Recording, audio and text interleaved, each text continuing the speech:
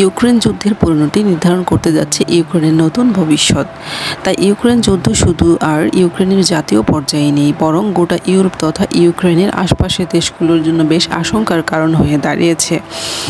কিন্তু তারপরও রাশিয়ার এই জয়ের সম্ভাবনা দেখা যাচ্ছে, কেননা পর্যাপ্ত মিলিটারি সাপোর্ট এবং অর্থনৈতিক সাহায্য না পাওয়ায় ইউক্রেনের পক্ষে যুদ্ধ সামাল দেওয়াটা ক্রমেই অসম্ভব হয়ে পড়েছে। অন্যদিকে রাশিয়া এগিয়ে যাচ্ছে বিজয়ের পথে। রাশিয়ার এই বিজয় কি শুধু সামরিক বিজয়ই হবে? মোটেও না। সামরিক বিশ্লেষকদের মতে রাশিয়ার পরাশক্তির প্রথম স্টেপ হবে এটি। ইউক্রেনের ভবিষ্যৎ অত্যন্ত অন্ধকার অনুমান করা যাচ্ছে। যুদ্ধে জয়ী হলে রাশিয়া প্রথম আঘাত হানবে ইউক্রেনের রাষ্ট্রীয় কাঠামোর উপর। পাশাপাশি রাশিয়ার লক্ষ্য থাকবে সামরিক শক্তি আরও বৃদ্ধি করা। ভেবে দেখুন, যে ইউক্রেন রাশিয়ার সাথে যুদ্ধ করার ক্ষমতা রাখে, সেখানকার সামরিক বাহিনী যদি রাশিয়ার সাথে যুক্ত হয়, তাহলে রাশিয়া ঠিক কতটা শক্তিশালী হবে? একথা বলার অপেক্ষা রাখে না যে রাশিয়ার সামরিক বাহিনী আরও শক্তিশালী হবে, তবে শুধু মিলিটারি নয়, অর্থনৈতিকভাবে লাভবান হবে রাশিয়া। উদাহরণস্বরূপ গ্যাস সাপ্লাইয়ের কথাই ধরা যাক। ইউরোপের গ্যাস সরবরাহের নিয়ন্ত্রণ চলে যাবে রাশিয়ার হাতে, ফলে বাজারে গ্যাসের মূল্য বৃদ্ধির একটা প্রচেষ্টা চলবে। এভাবে রাশিয়া ধীরে ধীরে চেষ্টা করবে বর্ডার বাড়ানোর জন্য। ইউক্রেন যুদ্ধের সমাপ্তি ঘটলেও শুরু হবে আরেক নতুন যুদ্ধ, আর সেটা হবে সমগ্র ইউরোপের বিরুদ্ধে। সেজন্য শঙ্কিত পোল্যান্ড, বাল্টিক রাষ্ট্র, এমনকি পূর্ব ইউরোপের দেশগুলো।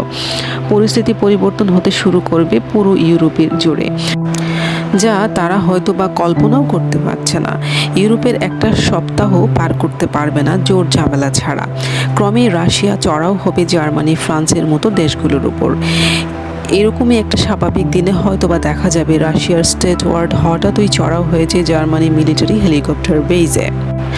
নেটোর আকাশ হঠাৎই ভুগবে এক বিশাল অনিরাপত্তায়, কেননা ক্রুজ মিসাইল কিংবা ড্রোনের সমাহার হাজারটা নিরাপত্তা ভেদ করে ঢুকে পড়বে নেটোর আকাশে।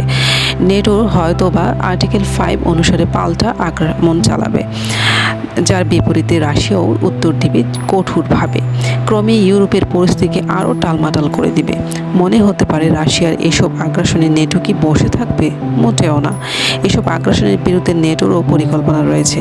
তাই নেটোর নীতি নির্ধারকরা এই বিষয়ে অবগত হলেও তাদের পর্যাপ্ত প্রস্তুতি নেই।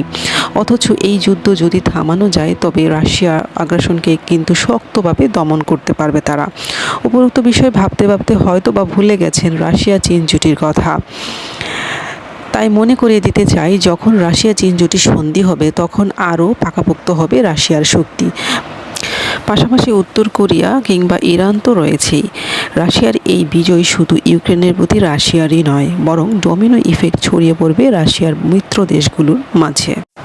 ফলে তাইওয়ানের প্রতি চীনের আগ্রাসন বেড়ে যাবে আগের চেয়ে আরও বেশি।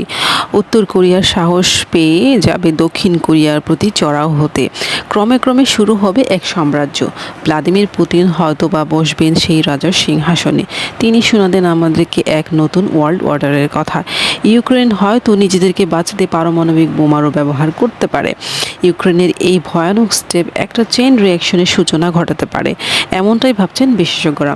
ইউরোপকে তো একটা চরম মূল্য দিতেই হবে, সেই সাথে পুরো বিশ্বকেও গুনতে হবে চরম মূল্যের কথা। ভিডিওটি ভালো লাগলে লাইক, শেয়ার ও সাবস্ক্রাইব করবেন এবং কমেন্টে জানাবেন আমার ভিডিওটা কেমন হয়েছে। ভালো থাকবেন।